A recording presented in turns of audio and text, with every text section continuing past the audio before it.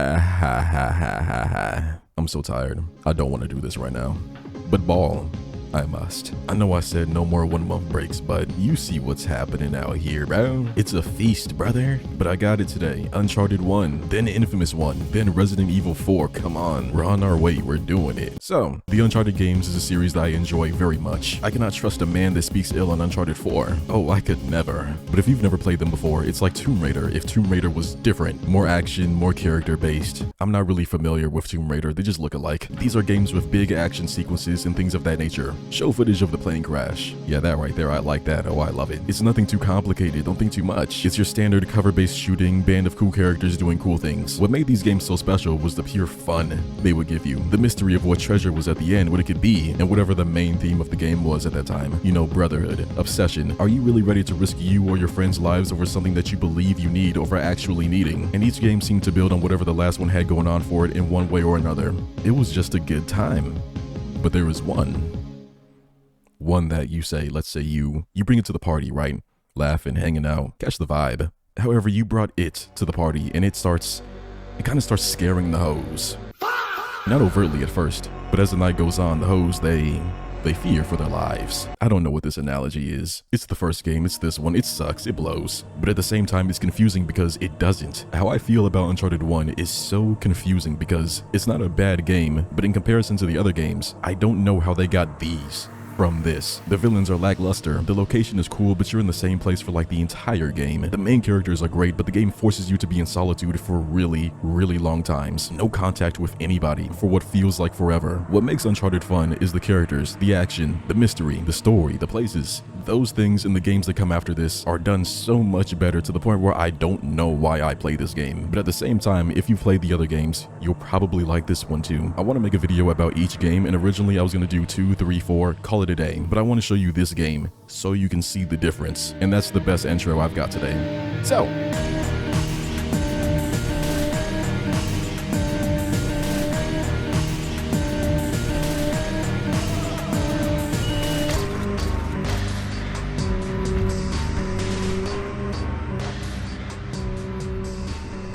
I'm here off the coast of Panama, where we just recovered what we believe to be the coffin of legendary explorer Sir Francis Drake, who was buried at sea over 400 years ago. Are you sure you want to be defiling your ancestors' remains like that? You make it sound so dirty. I'm gonna cut it right there. Grown man digging up his ancestor's grave talking about, well, you know how I get down. What are we doing? So this is Nathan, main character, right? We are him, he is us, together. We are the Uncharted. Over there is Elena. She is either with or leads a TV show. Something on the History Channel. Why else would she be out here grave robbing? But they're partnered up, right? She brought the ship, and Nathan knew exactly where to look for this coffin. But it's not really a coffin. This is no ordinary tomb. Nathan opens it up and finds a diary that belonged to his ancestor, Sir Francis Drake, which Elena questions because that man has no record of fathering any children. But what I'm more confused about is how that diary is bone dry. That thing has been down there for centuries. They didn't have the technologies for that back then. They're trying to pull a fast one on me. I'm not feeling it. But Elena is like, yes, Nathan, we did this. You and me, we. What the hell is she talking about? And now he won't let her look at the book because their deal was only for a coffin. He's scamming her, obviously, because why would she come out here for a coffin covered in barnacles? So they start arguing. However, Nathan spots some ships coming in our direction, so he meanders to his radio and he's like, Sullivan, we're gonna need extraction. And now Elena is getting nervous. Remember, the hoes are afraid, and she's like, what's happening? What's going on? And Nathan says, you know what I'm saying, none but dang old pirates. Pirates, she exclaims. She thinks we should call the Coast Guard or whoever guards the ocean. Oh, where's Aquaman when you need him? But Nathan drops the bomb that they don't actually have the permits to be here and that we should probably handle this ourselves. And it's really just a mess. This is where Uncharted starts uncharting. Anyone who is versed in the Uncharted fandom is well aware of the difference between how the characters act in the gameplay versus the cutscenes. You know how games do the thing where you're this unstoppable force in the gameplay, but canonically the cutscenes, they struggle to get by. Uncharted might be the king of that. Nathan and his band of psychopaths are monsters out there, demons that await sacrifice. It's crazy. The gameplay will have you mow down hundreds of enemies. You are the most elite shooter, the best hand-to-hand combatant, except that one time. But the second the cutscene starts, it is a different story. Elena, for example, she shoots, she drives, she slaughters in the gameplay. But in the story, this is her reaction to getting a gun. Do you know how to use one of these?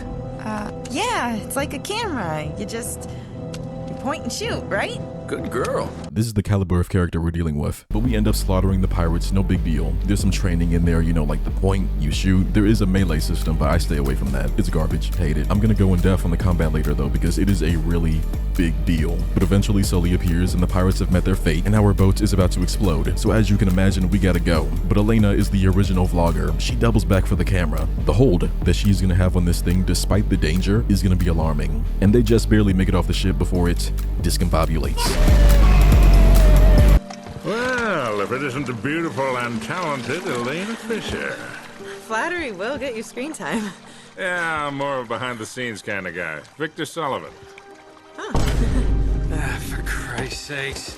Absolute freak. When the baddies come around, we don't exist anymore. You know, that's how it is. That's the game. So Nathan shows Sully the diary, and he can't believe that they finally found it. But you're wondering, what are we searching for? What's up with the pirates, the diary, Elena and her show? We are seeking the ancient treasure of El Dorado. Gold, diamonds, riches, funds. And they've been following in Francis Drake's footsteps because he is the last person who was hot on the trail for that treasure. And this little diary is gonna point us in the right direction. Nathan's like, Sully, he faked his death. He's such a goat. I wish I could be him. Oh, he's my everything. I'm exaggerating it, but that's actually kind of how he is. See, for Nathan, this isn't just about getting the treasure. It's about the mystery, the thrill, the ride, the history. And that will get worse as the games go on. But in this one, he's actually pretty tame about it. But Sully is like, hold on. I didn't explain Sully, did I? Basically, Nathan was an orphan and he raised him. And they go around the world hunting treasure and all that. That's really all you need to know for now. So Sully advises that Nate doesn't hype this up with the journalist right behind us. Speaking of, she turns around, hands the gun back and says, oh wow,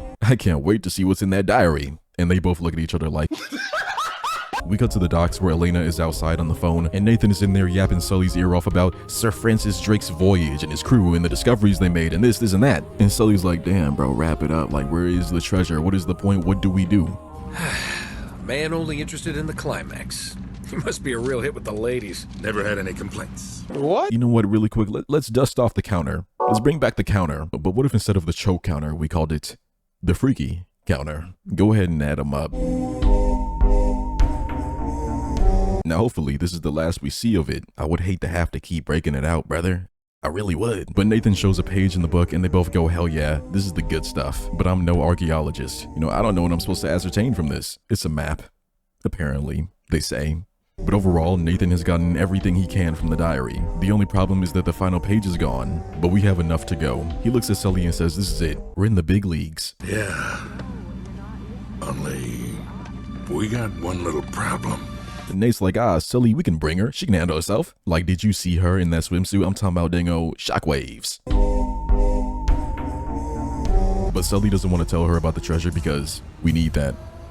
Bad. If anybody else finds out about this treasure, it's gonna be a race, and we must win. So how do we get rid of her, you ask me? Well, take your phone out your pocket and look at the screen, brother. It looks to me like she's not even on the boat. A few moments later.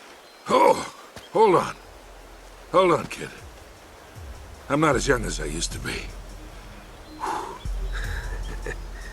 Yeah, you weren't too old for that little barmaid in Lima, were you? Ha! Well, that was different. Although I must admit, equally as strenuous.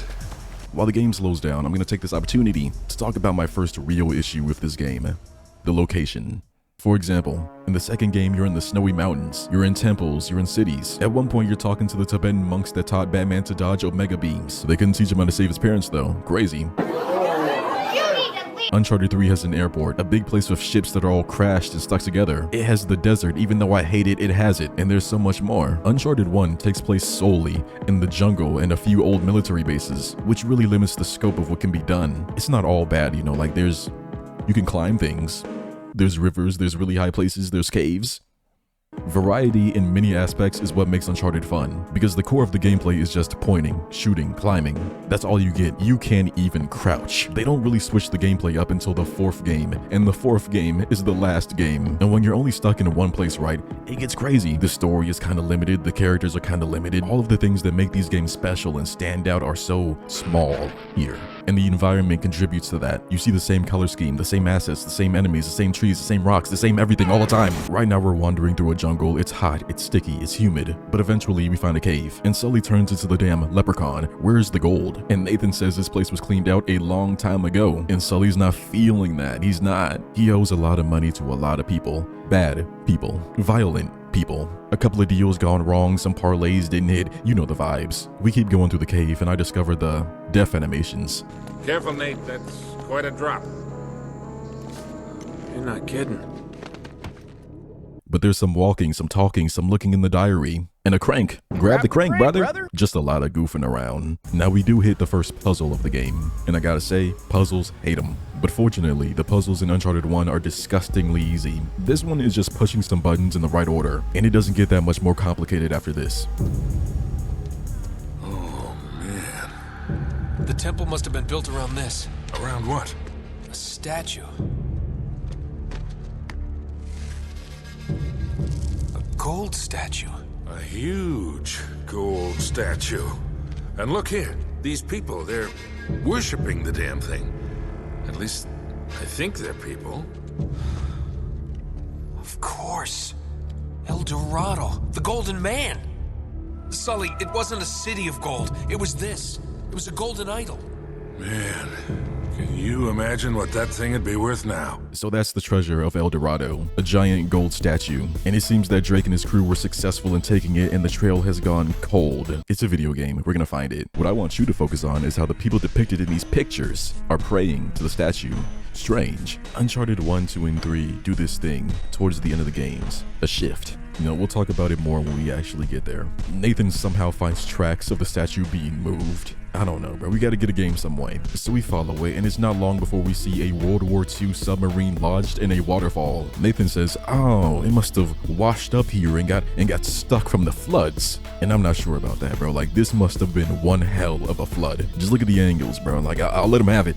I'll let him have it. And naturally, Nathan wants to go check it out. He even hands Sully the book so it doesn't get wet, which is very strange because we've already swam before. He wasn't worried about it then. What happened now? And Sully isn't sure about this, but Nathan is already locked in, rubbing his hands together. The old man can't stop it. I swim, I climb, and land on the ship. I gotta do it.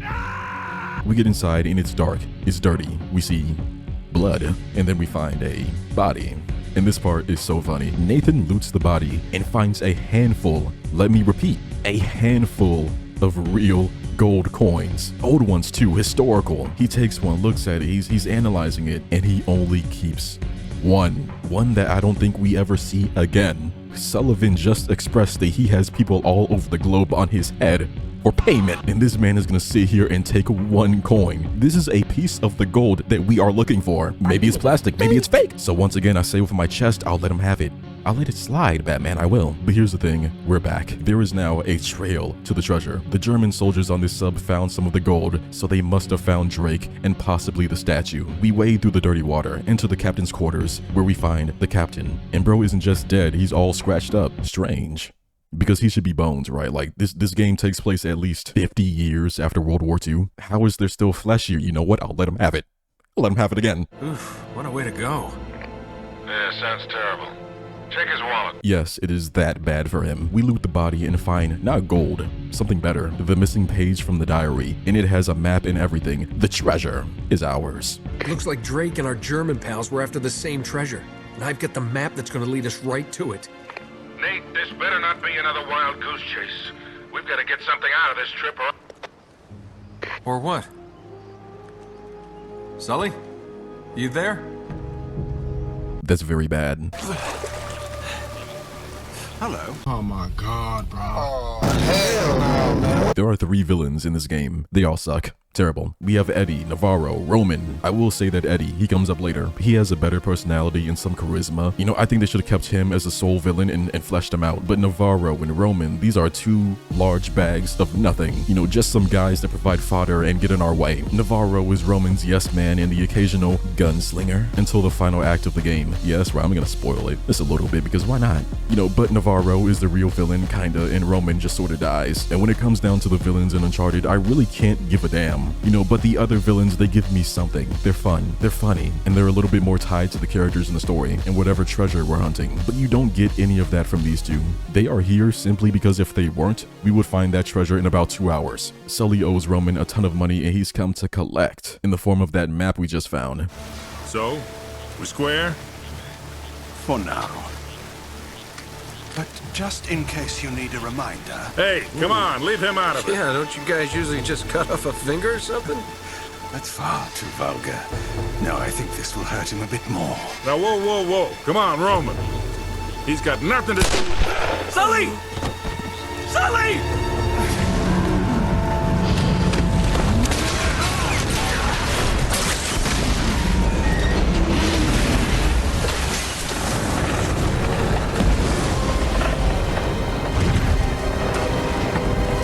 Stop him!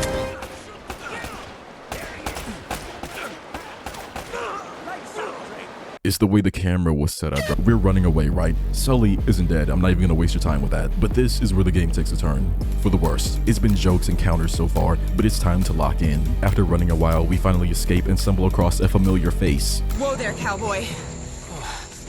Wow, they're gonna take Sully and my masculinity. But she's really mad about being left on the docks and treasureless. And she tries to explain how she got here.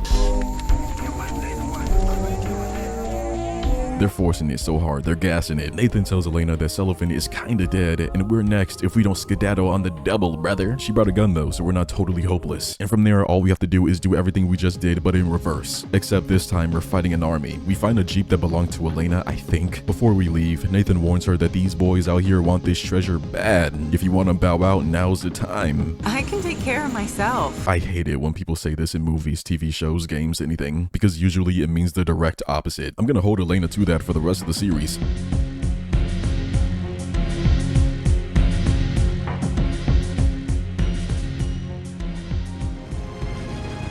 Will we discover the ruins of a forgotten colony and a fortune in Spanish gold? Or does the island have darker secrets in store for us? That should keep him from changing the channel. I'm changing the channel so fast. That little intro was nothing, but suddenly we feel some turbulence. We are under fire from anti-air turrets, and they have made contact with every vital part of the plane. We are going down. Look at this. Plummeting to her doom. But we gotta get the clips. She has the camera in his face and everything. While Nathan navigates the plane, Elena grabs the parachutes. He holds it steady while she prepares to jump, camera in hand. You cannot forget the camera. He makes it to the door, prays to God, and gets the hell out of there. We make it off the plane just fine. I'm tired of this, Grandpa. That's too damn bad!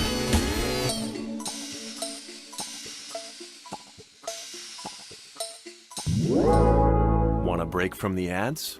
So here is where I'm going to talk about the combat and the vibe of the game, because this moment and everything we'll be doing here is the majority of the game. This is why the game kind of sucks. I'm going to start with the combat. So the combat in Uncharted 1 is kind of abominable, no snowman. It's mind-numbing, it's repetitive. There is too much going on for too long. I can't stand it. Now don't get me wrong, the combat in Uncharted as a whole isn't that complicated. It's mostly just point, shoot, get behind cover. If the screen turns gray, you're gonna die. The combat is so bare bones that all the higher difficulties do is make it easier for the enemies to one-tap you, because what else are they gonna do? I do not recommend Uncharted 1 on the hardest difficulty, because it is the way that this game handles fights. The enemies are non-stop. They are everywhere. They just pile on hordes and hordes of the same copy-paste pirates over and over. And there's variation to the enemies, of course. You know, they have automatic rifles, handguns, the occasional grenade launcher or rocket launcher. The grenade launcher specifically, they will just spam this. And just to put a little sauce on it, reload times are non-existent.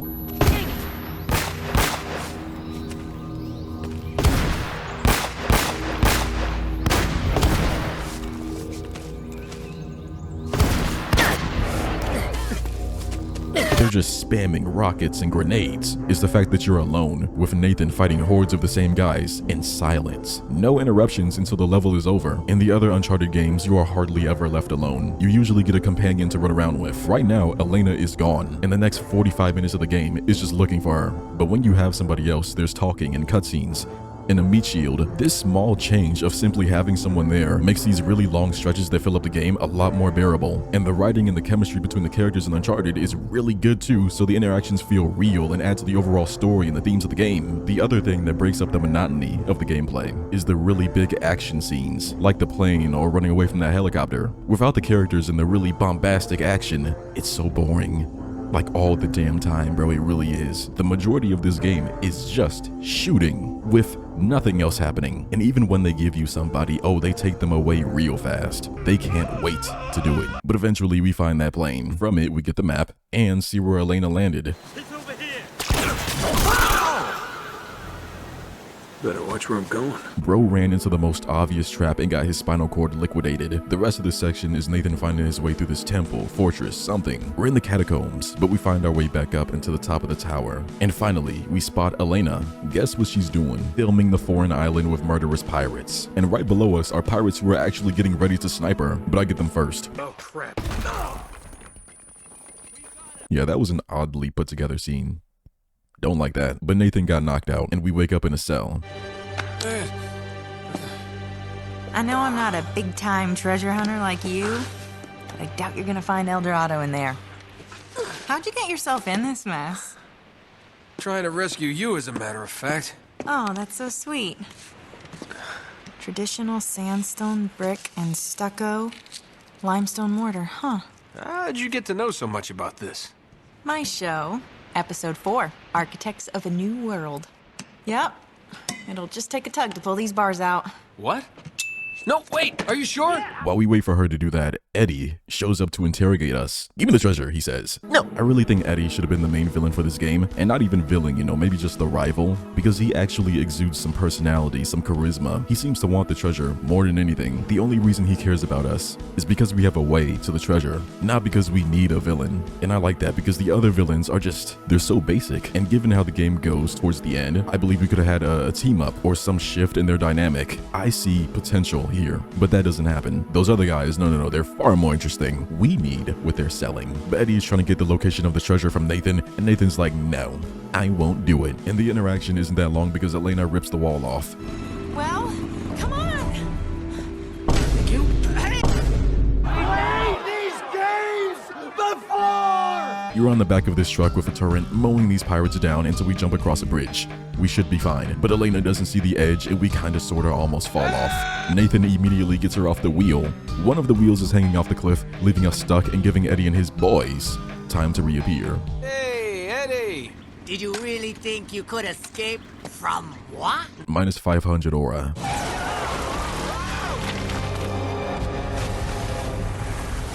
So the map and the diary have been ruined, right? I mean, it would only be consistent. They're fine. Everybody and everything is fine. But now, we have Elena back, and you may be thinking, okay, this is where the game gets some of its sauce back. We can get wacky. We can be entertained for a while. Nope. What I am about to show you next is without a doubt one of the worst sections I have ever played in a video game, ever. The one and only, the jet ski.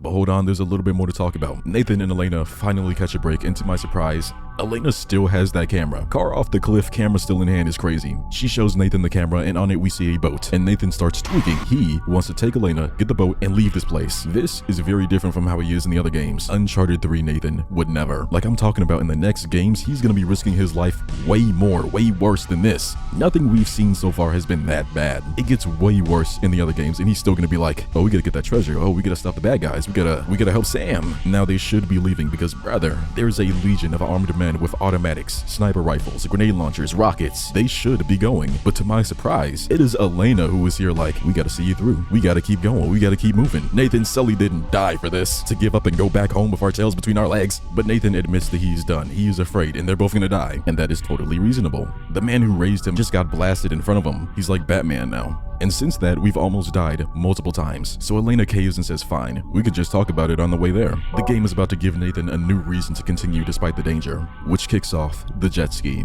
Let me ask you something, brother. Let me throw a query your way. You're playing a video game or making one, whichever fits. You're not making one, let's not kid ourselves. But you hear that there's gonna be a moment with a jet ski and a grenade launcher. You, as a normal person hearing that combination, would think high speed, chases, you're hopping on waves, riding waves. You're thinking explosions, speed and explosions, high caliber. That is not what this is. Somehow, some way, the developers at Naughty Dog found a way to make a jet ski and grenade launcher boring and stressful. So basically, right, you get on the jet ski. What you have to do is navigate this area, make it to the end, hop off. However, the jet ski controls are kind of terrible. Then, the area isn't big. This is not a jet ski friendly place. There's tons of twists and turns, corners and the like. If you speed up for even half a second, you are going to crash into a wall. And the terrain is even smaller when you take into account the red barrels of doom. So not only does the jet ski control horribly, not only is there almost no space to move around, but there are also these red barrels that if you dare even look at them,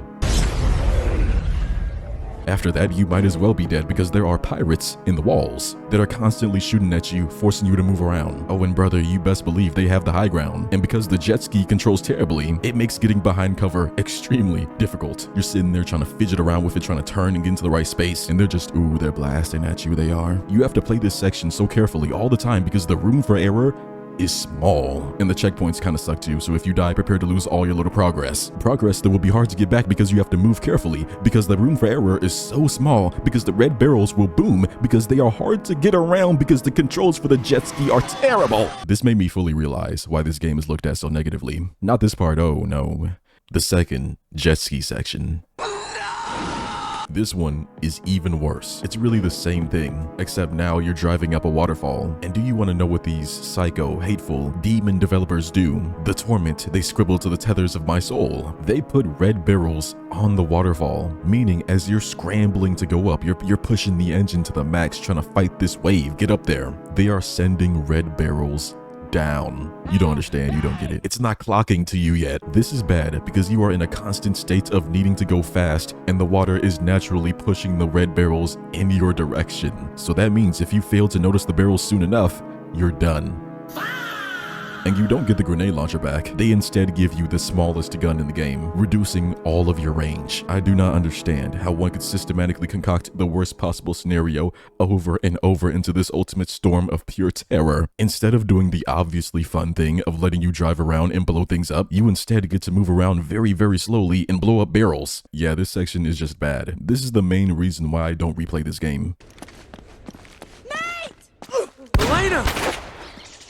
6-7.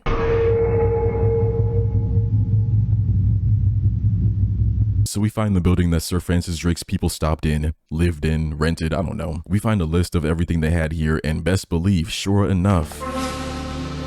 Wow. There you are. That thing kind of gives me the creeps. Huh. That's the last entry. That somebody special? What? Oh. Yeah. I guess you could say that. Huh. I had you pegged as more of a woman in every port kind of guy. Don't I wish? No, this was Francis Drake's ring. I, kind of inherited it. Sic Parvis Magna? Greatness from small beginnings. It was his motto. Check out the date. 29th of January, 1596. One day after he supposedly died. Wait, what are these numbers right here? Coordinates, right off the coast of Panama. Oh, so that's how you found the coffin. Yeah, that's right. See, Drake left this as a clue to pinpoint the exact burial site. For someone clever enough to figure it out. Yeah, nice try. But we're still going for that boat. Yeah, I'm afraid this is as close as we're getting to El Dorado. So even with that, Nathan is still done, which leaves us at a point in the story. Nathan is done, he's over the treasure, so how? How will the story rectify this? How do we get Nathan back in the game? Well, we leave Elena for a while to get the boat. About 30 minutes goes by. We find the boat, we're about to appropriate it, but right before that, Elena reappears and she does the thing that only happens in fictional stories, where the character says, you need to see this, over and over instead of just saying the thing that's so important. She does this while the pirates are about to board the boat that we could really use. She turns on the camera and we see Sully rolling with the villains, a betrayal of sorts. Never, Nathan said calmly. Sullivan wouldn't do this to me. Does he know how much I've sacrificed? The boat gets away while we're talking, dumb as hell. But now Nathan wants to go get him because what the hell is this? How is he not dead? And just like that, we're back. So they figured the group is headed to a monastery further in the jungle, so we go that way. Along the way, the universe has finally had enough of Elena and that damn camera. They're walking across the bridge and Nathan is like, wow, this thing sure is unstable. We should watch our steps. Meanwhile, she hasn't heard a word of that. Nah, brother, you can't be diving for her like that. You gotta keep it nonchalant and have some tact. But he's telling her to put her other hand up so she can lift. But doing that would doom the camera. But there is no choice, like literally none. So she drops it, comes back up. And oddly, she really isn't that pressed about the camera. Right now, she's like... But after this, she never mentions it again. It's almost like she wants to keep the treasure for herself. Brother, she might have to get gone. After that, it's more fighting, just plain fighting. No development with the plot. No interesting gameplay switch-ups except the jet ski. And you already know how I feel about that. I'm cutting out a lot of the game. For every topic I bring up, there's like an hour of this. just this. But when we do get deeper into the jungle, the enemies do switch from Eddie's pirates to Roman's elite mercenaries. There's a lot more snipers and things that'll one-tap you, but all you gotta do is find something to hide behind and shoot. On this next page, I've written a comparison between the combat in Uncharted 1 with Mafia and Gears of War. I wrote down a lot, it's a whole spiel, but I really don't think I need it. You get what the combat is in this game, right? It's very simple. I'm just gonna go down here and skip to the part where this game, moment to moment, isn't that fun. It's not that crazy. It is very bare bones, it's very average. What keeps me playing this game is Nathan, Elena, and Sully. They're fun. The game, like I said earlier, is really only that bad when you're on your own and it's dead quiet and you're just fighting waves of enemies. You know, I can't find any other meaningful positive to this game other than these three. If this game never spawned a series, I don't think people would have cared about it at all. If this game had to stand on its own, no 2, no 3, no 4, what would it be? But let's talk about something strange. After our 40th endless mob of the same 3 soldiers, Nathan and Elena come across something scary. And we left those clowns in the dust ages ago. Oh my god! That's disgusting. Oh, I wish I had my camera. So what? The Spanish booby-trapped the island to protect their gold? This wasn't made by the Spanish. Take a closer look at the spikes. You have got to be kidding me. This is from our plane.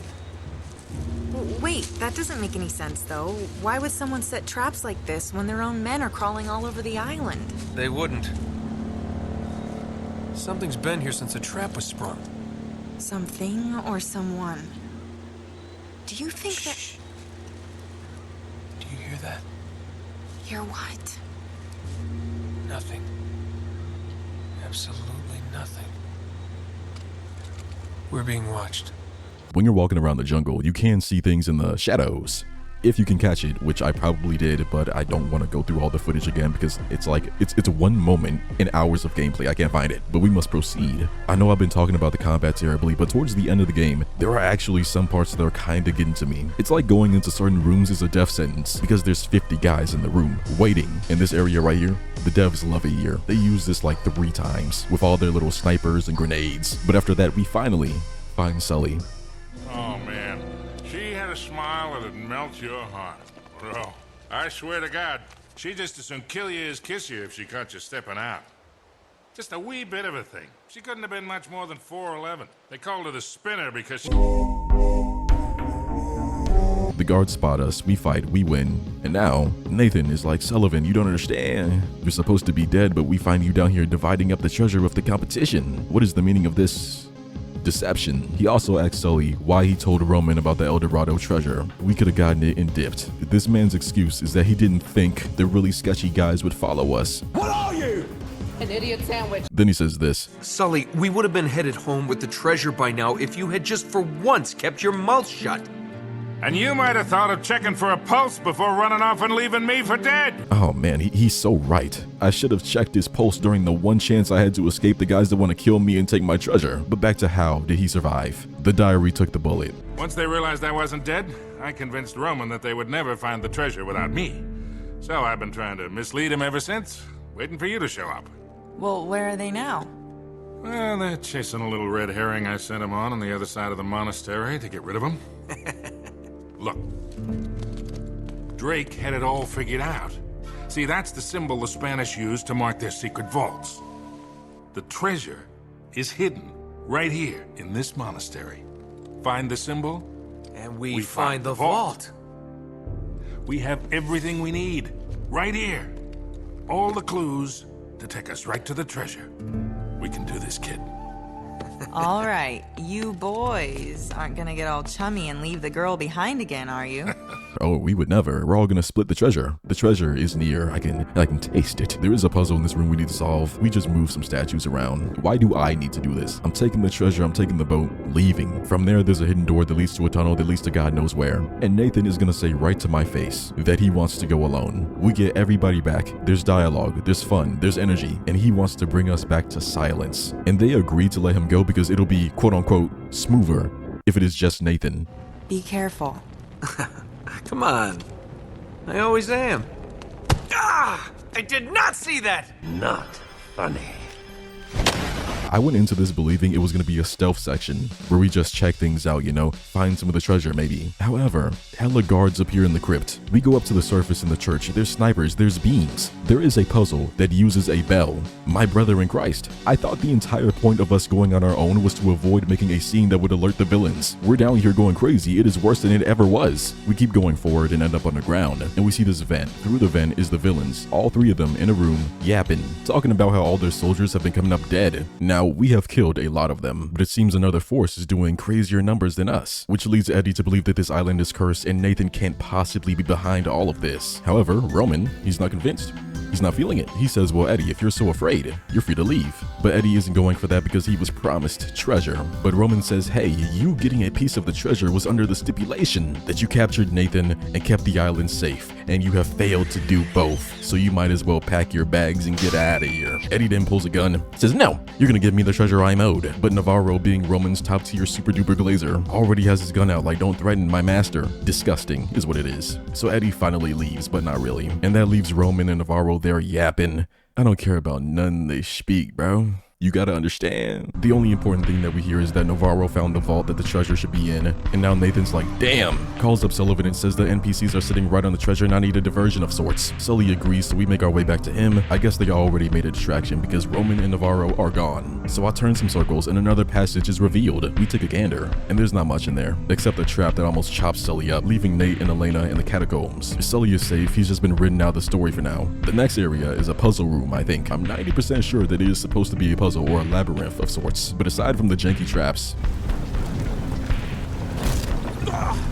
it's pretty easy to navigate. Some light, really, nothing too crazy. At the end, Eddie reappears with his gang because he left, but not really. He's a pirate. Pirates want treasure. There is treasure on this island. Do the math. Do the educations. So then he tries to kill us. And right here is where the game takes a dramatic shift in tone and atmosphere. See, we're running for our lives. And we find a ladder, but it's broken. So Nathan lifts Elena up so she can get up there and maybe deliver us some rope. And things start getting dangerous. It gets spooky. It gets wacky. Hello, boys.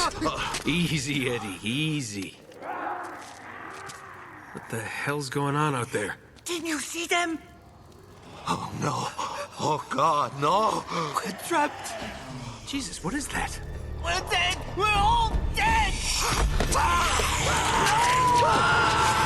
No! Eddie, get back here! Oh, crap. Jake, if we don't make it out of here, I just want you to know, I hate your guts. Yeah, likewise, pal. Now let's do this. So the island is filled with ghouls and goblins that have been eating the troops and setting traps. They're going to be all over the place for not the rest of the game, but the majority of what we have left. And as you can see, they don't have weapons or anything like that. They can't shoot. They can't do anything ranged. The counter, the trade, they can stab you up pretty easily. And most of the time they come in waves. Right now we have to fight them off for an extremely long time because Elena is up there goofing around with the rope. And to let you know that this is real, that they are playing no games, a sacrifice must be made. Eddie starts playing around at the edge, gets grabbed, and Nathan tries to help him, but it's too late. They bite him and drag him into the shadow realm. That is a shame. But even after that, I'm down here for a long time, shooting at him. No help, no backup, no nothing. Eventually, Elena throws a rope down and we climb up. The goblins climb up too and chase us through the halls of the crypt. But I ended up killing all of them, so we kind of just run with nothing else going on. We find a door, go through it, lock it, and we're fine for now. We're lost in enemy territory, but we're fine. The good news is that we just so happen to find a map with the exact location of the statue. The treasure is ours. We need to get the power back on in this place so we can use the elevator, I guess. And then of course, we get this immaculate dialogue. All right, let's go. Nope. This one's all you, cowboy. What do you mean? Holy smokes, brother. Another solo mission. Thank you, Naughty Dog, for this absolute blessing. Elena supposedly cannot make the jump needed to access the lower part of this bunker. She claims this. She insists upon it. She does. She really does. So she's gonna stay here while we run down into the deep, dark basement by ourselves to turn on the power. Now, to the game's credit, this is the only part of the game where I don't mind being alone because it actually serves a point. This section is actually kinda spooky. The entire game to this point has been you fighting basic soldiers, very grounded, very realistic to a point. But now you're in this dark bunker with monsters jumping from the shadows. It's quiet, it's dark, it's sometimes loud. This is some real tension. It's not the scariest thing in the world, but it's something. And this is something that happens in the first 3 Uncharted games. 90% of the game is like Mission Impossible, and the last 10% is some insane sci-fi or psychological horror story where all of a sudden the world is in danger. And you might be thinking the world, the planet, in danger over some treasure. How can that be? Well, while we're down here, we find out that the statue is actually kinda evil. The gold of El Dorado bears a terrible curse. The Spaniards have unleashed hell and become as demons. My men have all been murdered, leaving the task to me alone. No ship will depart this island. I destroyed them all and drowned the cursed city. A thing of such great evil must never leave these shores. In my final hour, I commend my soul to God. May he have mercy on this unholy place.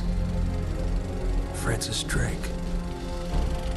To sum that up, Sir Francis Drake was looking for the treasure, finds it, and thinks him and his boys can finally sail off into the sunset. But the statue, it had other plans, it did. Whenever you open up the statue, some gas comes out, and it turns people into these demons. So he's like, yeah, this thing is evil, and it must not be allowed to leave this island, or the entire world is going to be dying light. And we've effectively ruined his work by leading evil pirate guys here who want to take the statue for themselves. So now it's like, damn, I guess the real treasure is the salvation of humanity itself. After turning on the power, we can finally run back up top and warn Elena and Sully of the extreme danger we have found ourselves in. But wouldn't you know it, Elena has been captured by Roman and Navarro. They deliver a speech and dip. They said nothing worthwhile. They never do. But now we have to fight our way out, and oh brother. Basically what's happening is Roman and his guys are here, and so are the goblins. Your job is to run up this corridor, turn right, move through these crates, and run home free. On paper, it should be simple, if it wasn't for the utter chaos that is happening here. The goblin things are spawning from the walls. They are infinite, and they're attacking the mercenaries. You would think, cool, run through them, let them fight this out. That would be the best option. But the problem is, whenever you get near anybody, they immediately divert their full attention to you. It's a small area too, so cover, hell no. The goblins don't have guns, so they will run you down. They don't dodge, they don't block, they beam. And the soldiers have guns. Guns at point blank range, highly effective. But none of this is that big of an issue. Like, okay, it's a cramped area, not much to hide behind or space to plan your next move. Run away.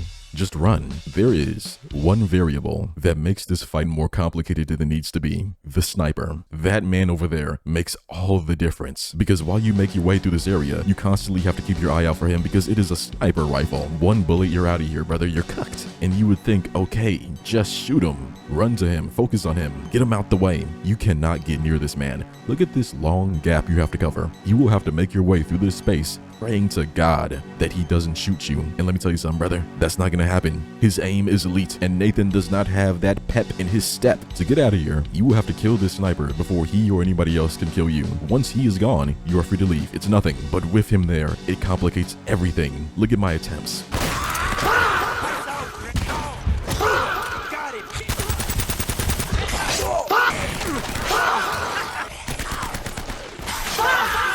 There was even one time where I tried doing the most sensible thing of hanging and shooting, because you can climb on things, you can hang on things, and when you hang, you can get this really nice angle where you can shoot anybody you want to, but they'll have a really hard time getting you. But on these crates, Nathan will not hang. This goofball will instead climb all the way up, and then the animations have to play, so it's just a while before I can aim. And because the sniper is a telepath who always knows where you are, he's already lined it up. And brother, I tried to get away, I did. Eventually, I did make my way. We make it back outside where there's more fighting. There's more. It's endless. The sky is turning red too for some unholy reason. Meyrus Dagon is invading clearly. We make our way to the treasure. We find Sully too. He's there. And together we find Roman.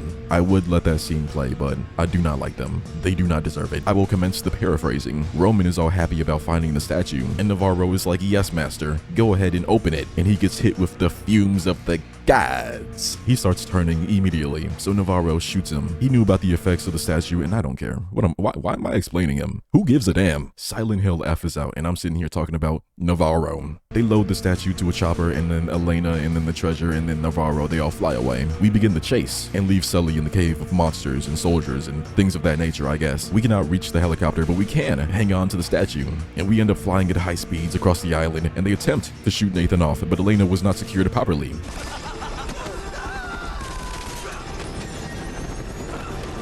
We land safely, main character. The others take the full force of that, and I don't admire it.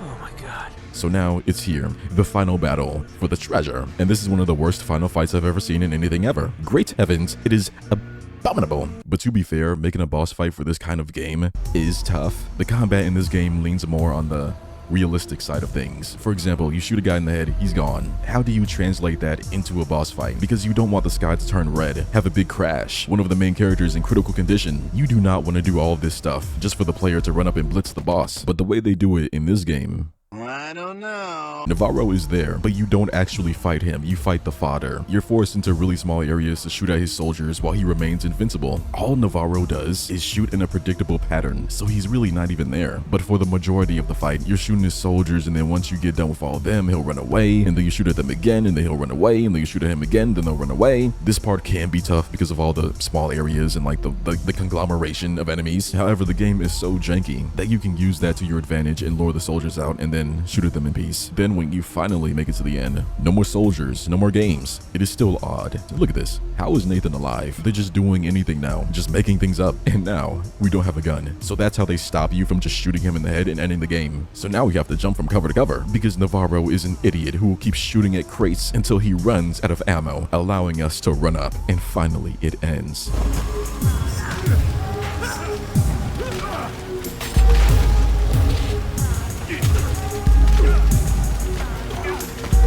There's still more. It's still going. I thought it was over. You know what? They can have it. I'm gonna let it go. We get Elena out of the helicopter, and then Navarro gets up again. Then he dies. And we can finally rest. Sully then pulls up with a boat full of treasure. And Nathan says, "Thank you, Sullivan. Your benevolence is truly Uncharted." I'm gonna end the video there. Like it up if you want more and better Uncharted. I just remembered there's a movie. Why the hell was Tom Holland playing Nathan?